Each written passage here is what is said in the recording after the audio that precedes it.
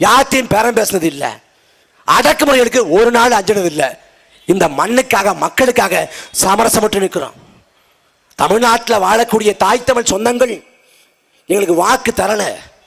ஆனால் உலகம் முழுக்க வாழக்கூடிய ஈழ சொந்தங்கள், உலகத்தமிழர்கள் எதிர்பார்த்து நின்னா நாம் தாய் நிலம் தமிழீழத்தை இழந்துட்டோம், நம் தலைவனை இழந்துட்டோம். இனி கடைசி கையிருப்பு நாம் தமிழர் கட்சி.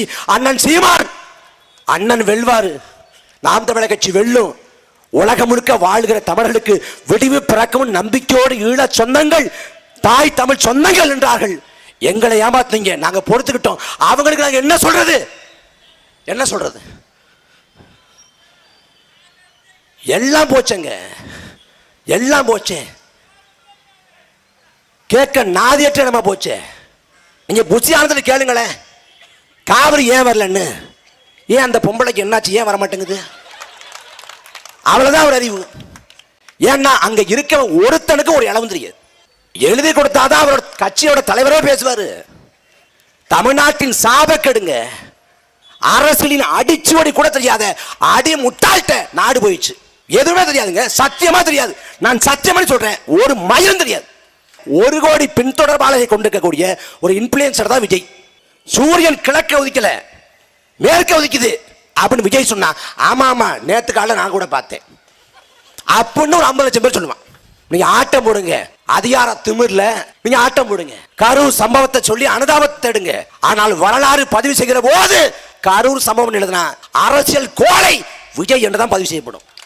நாங்கள் தோற்றாலும் நாங்கள் வீரர்கள், நீ வென்றாலும் நீ கோலதாண்டா, நீ கோலதான். இதில் விஜயை பேசுவியா, வழக்கு போடுவோம், உன்னை சிறைப்படுத்துவோம். நாங்க பயந்து ஓட விஜய் இல்ல, ருசி ஆனந்த் இல்ல, நிர்மல்குமார் இல்ல.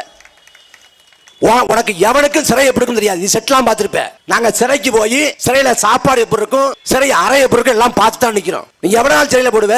15 நாள் 20 நாள் குண்டாஸ்ல போடுவியா? 3 மாத காலம். இன்னைக்காவது கண்ணியத்தோடு பேசுறோம். வெளில வந்தோம், விஜய் சொல்றாருல வாயில வந்துரும்னு, விஜய் தாண்டி வாயில வரும். ஏன் நாங்க கத்தி கத்தி செத்து போனால் திமிரோடு சாவோம்டா, மனநிலையோடு சாவோம்டா.